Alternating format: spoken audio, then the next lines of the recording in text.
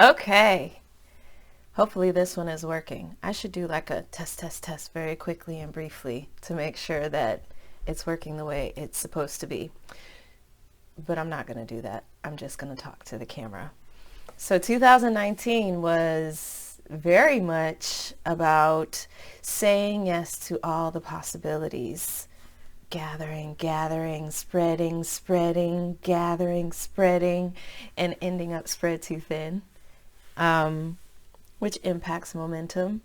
But 2020 is already feeling, from my own experience and also the conversations that I've been having with people, it's already feeling as though 2020 is going to be about saying yes to the things that are moving us towards where we want to get to and where we have been striving to get to. So being open to a lot of different things is very beneficial in that it presents opportunities and it opens doors, and when you're saying yes, then just things start flowing in. And if you're committed to saying yes to what arrives, then a lot is going to arrive. And you say yes to it, you experience it and explore it, and then maybe it's something you stick with, maybe not. But then there has to be a time of culling or of streamlining so that what you're saying yes to and what you're doing is in line with where you want to go. Otherwise, I mean, if you're just in a period of openness to everything, that's great. Have that experience. But if there's some place you're trying to get to, you got to get on the path and you got to do the things that are going to move you where you want to be going. So that's what this year is all about. It's about saying yes only to the things that are moving, things, experiences, people, processes that are moving you in the direction that you want to be heading. And that means saying no to the things that are not. And it doesn't have to be like, ooh, I'm the boundary queen. No. When I say no, it's a brick wall. Don't ask me again. Don't talk to me about it. I have said no and I have spoken. And that can be a very shutting down way of doing things, which is effective in its place and time. But there's also a way of saying no that is not shutting down, because at some point that no might need to become a yes. You may find that what is for you to do right now in this space and time is this much, like it's this much. You have to stay within this particular boundary and do what's happening right here, right now, and do it well and beautifully and gloriously.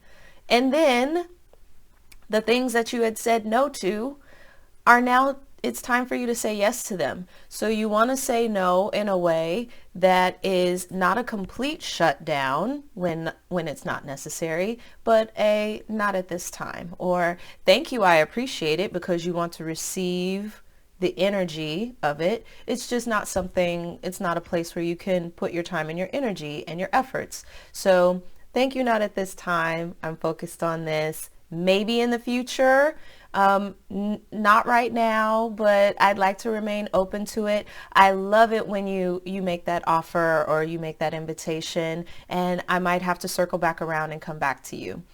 That skill set has been very beneficial for me, and I think a lot of us are going to be learning it this year. I've already had, I think, at least 3 conversations, and we're not even 2 full weeks into the year, with people about the need to say no so that they can focus, and that when you're saying no to other things, it's really about recognizing what you're saying yes to.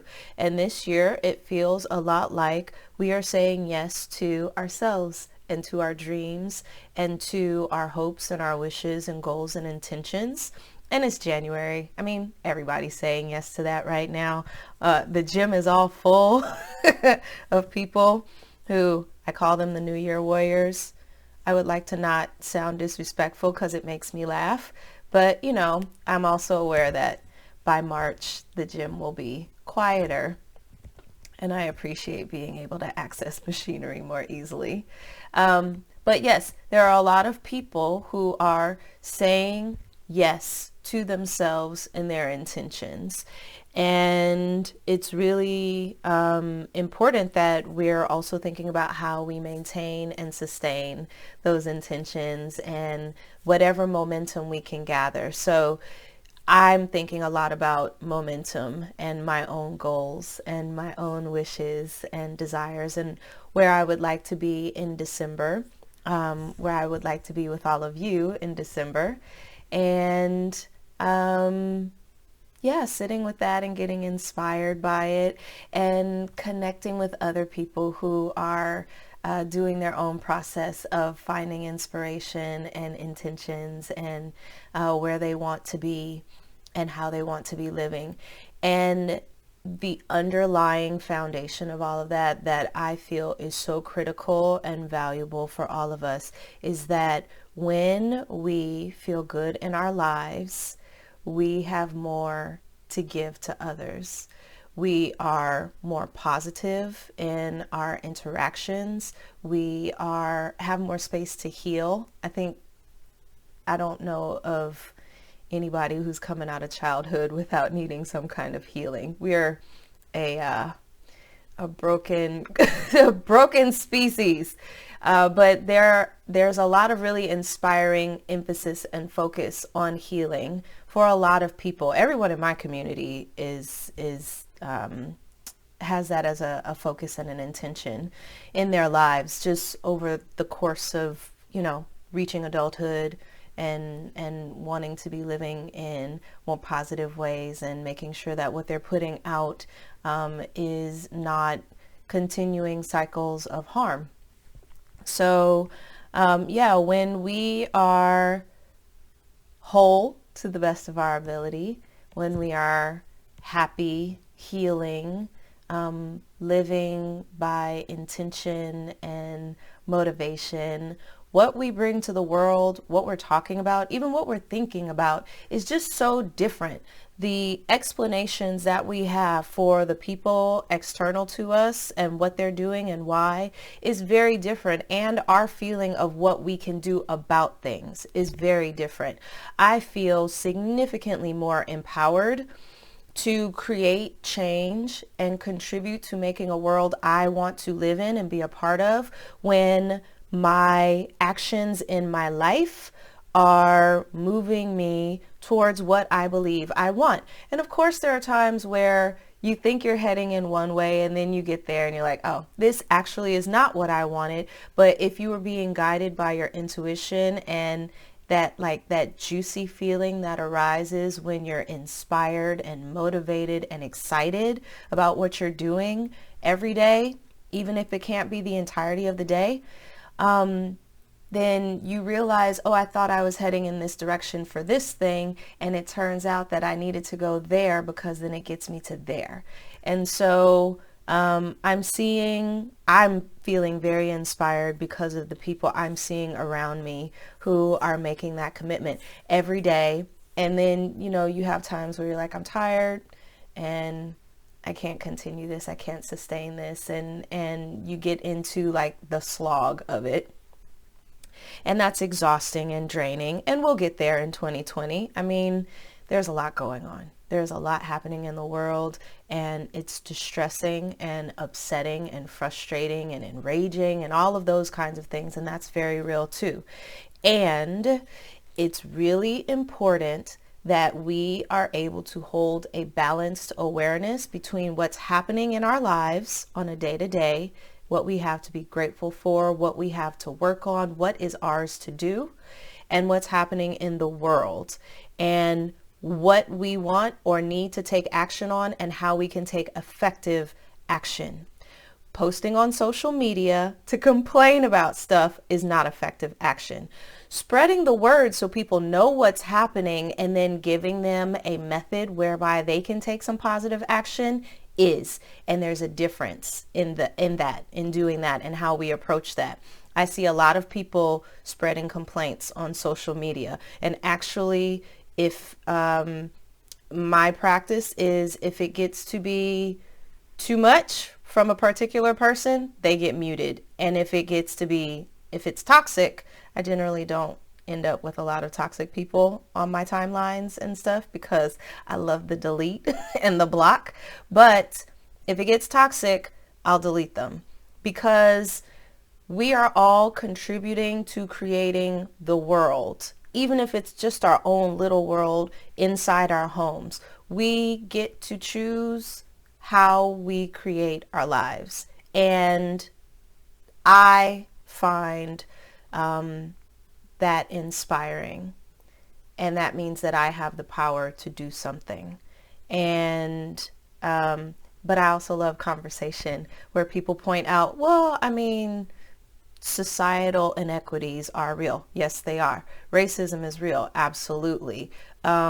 Villains running the planet and destroying the earth so they can make more money they can never spend in a lifetime is real. Absolutely. I'm not dismissing or disagreeing with any of that.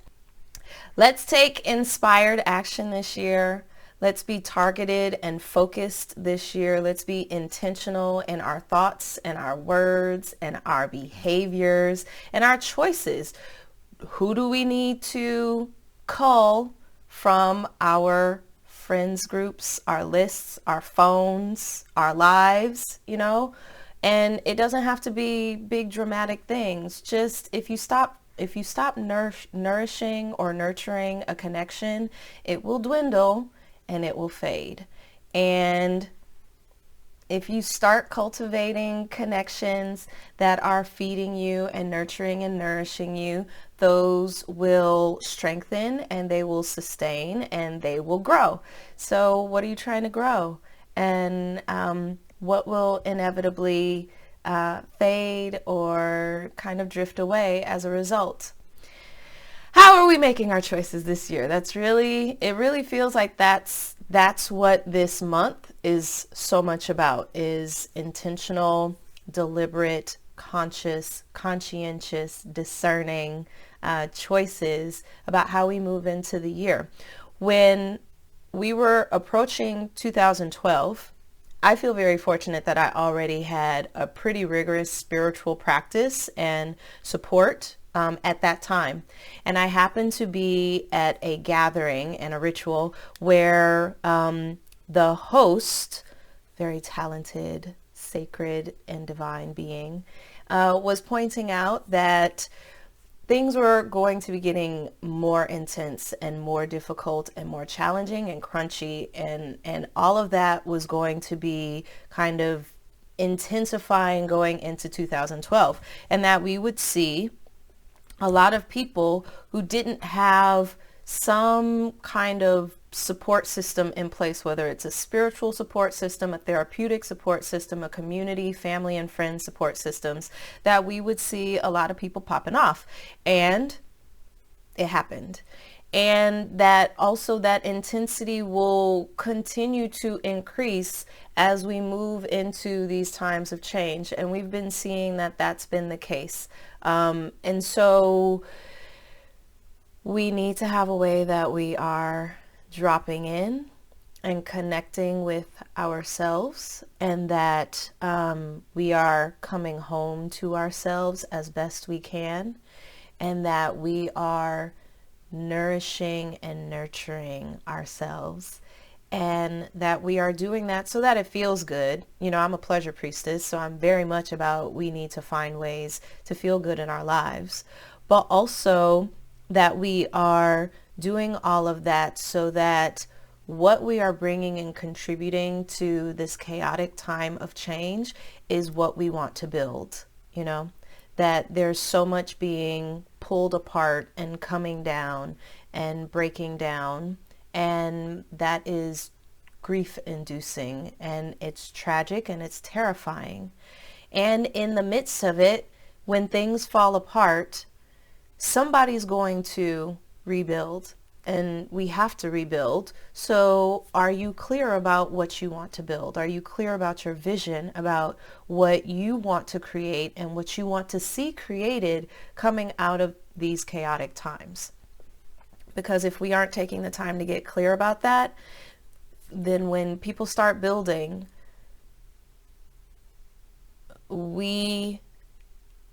it's harder for us to contribute.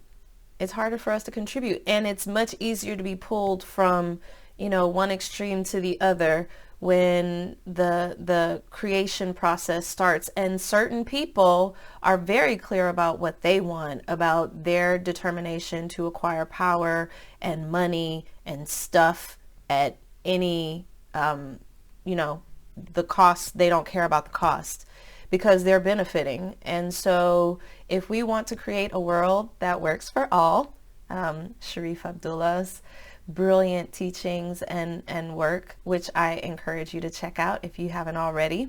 If we want to create a world that works for all, that means the people who are living here, the other beings that share the planet with us, the earth herself, then we need to be feeling into ourselves and feeling good and getting inspired and juicy and motivated. Subtlety is the word that my lovely acupuncturist has used many times, and I love it. If we want to be supple and juicy and bouncy and bounteous and all of that kind of stuff that allows you to flex and bend and sway and then come back to center, then, we got to be creating a life that feels good. And it doesn't need to be expensive, and it doesn't need to be like all of this luxe foolishness that people are doing, playing games and trying to look like there's something.